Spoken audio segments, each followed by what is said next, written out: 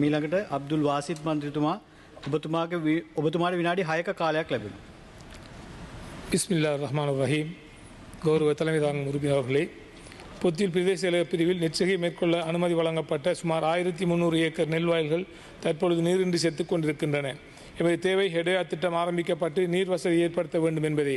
அதற்கிடையில் முத்துக்கண்டி நீரை வழங்குவதன் மூலமும் கல்லமுனவில் உள்ள நீரை பாவிக்க வழங்குவதன் மூலமும் எமது வயல்களை பாதுகாக்க முடியும். தற்பொழுது முத்துக்கண்டியில் 18,000 ஏக்கர் அடி நீர் இருக்கும் நிலையில் எமது வயல்களை நாசமாக்க முடியுமா என்ற கேள்வியை இந்த சபையில் கேட்க விரும்புகின்றேன். நீர் எமது பிரிவுக்கு தேவையில்லாத போது நீரை திறந்துவிட்டு எமது பயிரை அளிப்பதும், தேவையான போது நீரை வழங்க மறுத்து பயிரை அளிப்பதும் ஒரு பிழையான செயற்பாடாகும். எமது நீர்ப்பாசன பொறியியலாளர் AMS லியனக அவர்கள் அம்பாறை முன்னாள் அரசாங்க அதிபர்களுடன் தொடர்பு கொண்டு விரைவில் நீரை திறந்து எமது பகுதி வயல்களை பாதுகாப்பதற்கு நடவடிக்கைகள் எடுக்க வேண்டும் என கேட்டுக்கொள்கின்றேன்.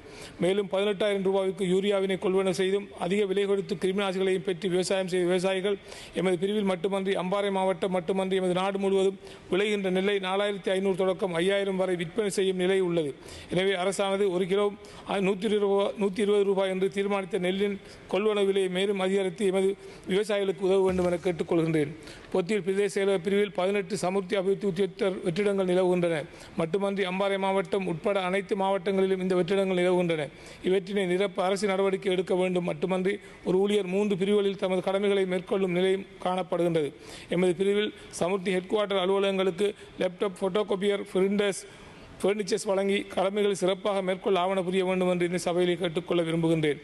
பொத்தியில் மாகாண நீர்ப்பாசன பொறியியலாளர் அலுவலகத்தை நிர்மாணிக்க 2012ஆம் ஆண்டு கௌரவ மாகாண சபை அமைச்சராக இந்த MS சுதுமாலபி அவர்கள் மாகாண சபை நிதி மூலம் சுமார் 20 மில்லியன் நிதியை ஒதுக்கி மிகவும் சிரமத்தின் மத்தியில் 2025ஆம் ஆண்டு முதலாம் மாடி கட்டி முடித்து குறையாக காணப்படுகின்றது. இதனை முடித்துக்கொள்ள இன்னமும் 20 மில்லியன் நிதி தேவையாக இருக்கின்றது.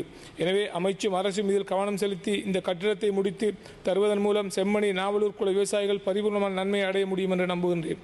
மிகவும் சிறிய ஒரு இடத்தில் பொதுமக்களுக்கான அதிக சேவைகளை வழங்கி வரும் சாய்ந்தமருது பிரதேச செயலகத்துக்கு ஒரு புதிய சகல வசதிகளும் இடவசதியும் கொண்ட காரியாலய கட்டிடம் அமைத்து வழங்க அரசானது விரைவில் நடவடிக்கை எடுக்க வேண்டும். இதன் மூலம் ஊழியர்களது பரிபூர்ணமான பங்களிப்புடன் பொதுமக்களுக்கு இன்னமும் அதிக சேவைகளை வழங்க முடியும். கௌரவ தலைமையாக உறுப்பினர்களே, புதிதாக ஆரம்பிக்கப்பட அனுமதி வழங்கப்பட்டிருக்கின்ற புதிய சாய்ந்தமருது நகரசபையானது நகரசபைக்கான செயலாளர் உட்பட ஆளுநரை நியமிக்க நடவடிக்கைகள் எடுக்கப்பட வேண்டும் என்பதுடன் மேலும் புதிய காரியாலய கட்டிடம் அமைக்கப்பட வேண்டும். வாகனங்கள், இயந்திர உபகரணங்களை வழங்க அரசானது நடவடிக்கைகள் எடுக்க வேண்டும். இதன் மூலம் அப்பிரதேச மக்கள் பரிபூர்ணமான பயன்களை அடைய முடியும் என்று நம்புகின்றேன். கௌரவ தலைமை தாங்கும் உறுப்பினர்களே, தற்பொழுது நாட்டில் டெங்கு நோயானது மீண்டும் பரவ ஆரம்பித்துள்ளதாக அறிய முடிகின்றது. சுமார் 46,000 பேர் பாதிக்கப்பட்டுள்ளதாகவும் 28 பேர் வரை மரணமாகியுள்ளதாகவும் அறிய முடிகின்றது. எனவே அரசானது கடந்த ஆண்டுகளில் மேற்கொள்ளப்பட்ட டெங்கு எதிர்ப்பு நடவடிக்கைகளை பிரதேச, மாவட்ட, தேசிய ரீதியில் செயற்படுத்த முன்வர வேண்டும் என்று இந்த சபையில் கேட்டுக்கொள்ள விரும்புகின்றேன். நாடளாவிய ரீதியில் கால்நடைகளுக்கான மேய்ச்சல் தர இல்லாமல் இருப்பது தொடர்பாக பல தடவைகள் நான் இந்த சபையில் உரையாற்றி இருக்கின்றேன். அம்பாறை மாவட்டம் உட்பட பொத்தியூரில் சுமார் 15,000 கால்நடைகள் இருக்கின்றன.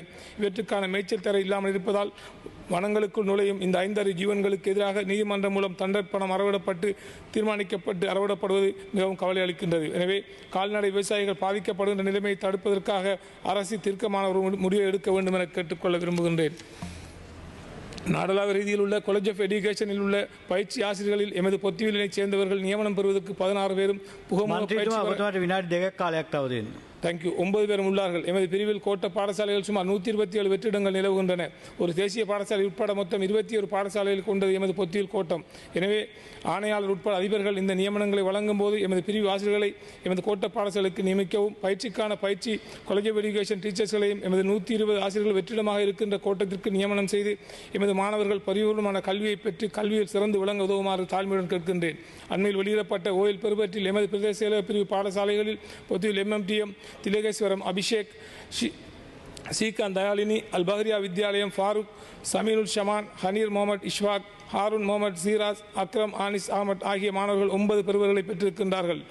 நாடளாவிய ரீதியில் பல நூற்றுக்கணக்கானவர்கள் இவ்வாறு 9 பெறுவர்களை பெற்றிருந்தாலும் எமது மாணவர், ஆசிரியர்கள், அதிபர்கள் உட்பட பெற்றோர்களுக்கும் எமது மனமார்ந்த நன்றிகளை தெரிவித்துக் கொள்கின்றேன். மேலும் நாடளாவிய ரீதியில் மாகாண, மாவட்ட, பிரதேச பிரிவுகளில் அடுத்த கட்ட நகர்வுக்காக சித்தி பெற்ற அனைத்து மாணவர்களுக்கும் நன்றிகளை தெரிவித்துக் கொள்கின்றேன். பொத்தியில் சென்றகுலை தேசிய பாடசாலை மாணவர் முகமது இத்ரீஸ் முகமது ஷமி 8A பிகளை பெற்றிருக்கின்றார். அவருக்கும் இந்த சபையிலே என்னுடைய மனமார்ந்த நன்றிகளை தெரிவித்துக் கொள்கின்றேன். கௌரவ தலைமை தாங்கும் உறுப்பினர் அவர்களே, SLAS அதிகாரியான சுப்பிரமணியம் கரண் 2003ஆம் ஆண்டு அரசியல் இணைந்து கொண்டார். வாகரை பிரதேச செயலகத்திற்கு பிரதேச செயலராக நியமனம் பெற்று கடமை புரிந்து வந்தபோது 4 முஸ்லிம்களுக்கு அரச காணியை சட்ட ரீதியாக வழங்கிய விடயம் பிழையானது என்றும் இதனால் இறால் பண்ணை அமைத்தல், சட்டவிரோத மண்ணகழ்வு, காணி அபகரிப்பு, இல்மனை தொழிற்சாலை போன்ற விடயங்களில் அரசியல்வாதிகளுக்கு உதவவில்லை என்ற பேரில் பிழையான குற்றச்சாட்டுக்களை சுமத்தி இடமாற்றம் செய்யப்பட்டிருக்கின்றார். மேலும் இவரது விசாரணைகளை வெறுமனே அபிவிருத்தி உத்தியோகங்களை கொண்டு நடத்தப்பட்டதால் தான் அவமானப்பட்டுள்ளதாக குறிப்பிடுகின்றார். மேலும் இந்த விசாரணைகள் மூலம் தனது பதவி உயர்வு உட்பட வரப்பிரதேசங்கள் வழங்கப்படாமல் இருப்பதாகவும் கூறுகின்றார். 18 ஆண்டுகளாக அக்கரைப்பற்று, திருக்கோவில், ஆலையடிவேம்பு, நாவிதன்வழி பிரிவுகளில் கடமைகளை சரிவர நிறைவேற்றி வந்த தனக்கு அநீதி இழைக்கப்பட்டதாகவும் அரசியல்வாதிகளாலும் அரசு உயர் அதிகாரிகளாலும் நியாயமற்ற அநீதியான முறையில் தான் நடத்தப்படுவதாகவும் கூறுகின்றார். எனவே இவரது சேவை அனுபவம் போன்றவற்றை கவனத்தில் கொண்டு மீள் விசாரணை ஒன்றை நியாயமான முறையில் நடத்தி சிறந்த தீர்மானங்களை மேற்கொண்டு தீர்மானங்களை மேற்கொண்டு இவருக்கு பொருத்தமான உயர் பதவியை வழங்கி நீதியை நிலைநாட்டுமாறு இந்த உயரிய சபையினை கேட்டுக்கொள்கின்றேன். தற்போது இவர் கிழக்கு மாகாண சபையின் அமைச்சு ஒன்றின் மேலதிக செயலாளராக இருப்பதை குறிப்பிட விரும்புகின்றேன். இந்த நிலைமையில் நான் வருவதற்கு காரணமாக இருந்தவர்களில் SA ஹனானுddin, MIL Jabir, Naleem, Faisal, Fayis, AM Abdul Rahman, AM அஃப்ராஷ் Ahmed, AM Abdullah, AK Jamaldeen, MH Anwar Sadat, I Abdullah, Ansar, பெனாஷிர் Begum, Aska, Rizwan, Musthakir, Subhan, Kalandar, Sritharan, Mumtaz Begum, Amanullah, Nawaz, Anwardeen, Arafath, Mubarak Ali, AR Abul Hasan, Prabhakaran, Silojini, மோகன், Farvin, Faisha, Kohila Priya, Abdul Muthalib, Sajana, Nishanthini, Haseen, Hameeda Begum, Sulfika, Vidya, Jaseela, Jeevitha, Jeevatharshini, L Naufir, MA Najeem, K Manaf, Noora Banu, Ahalya, AM Zainulabdeen, S Alaguthurai, Rihana, Irfana, Riyas, Pathi, Irshad, MA Pfizer போன்றவருக்கும் இந்த சபையில் நன்றியை தெரிவித்துக் கொண்டு விடைபெற்றுக் கொள்கின்றேன். බොහොම ස්තුතියි ගරු මන්ත්‍රීතුමා.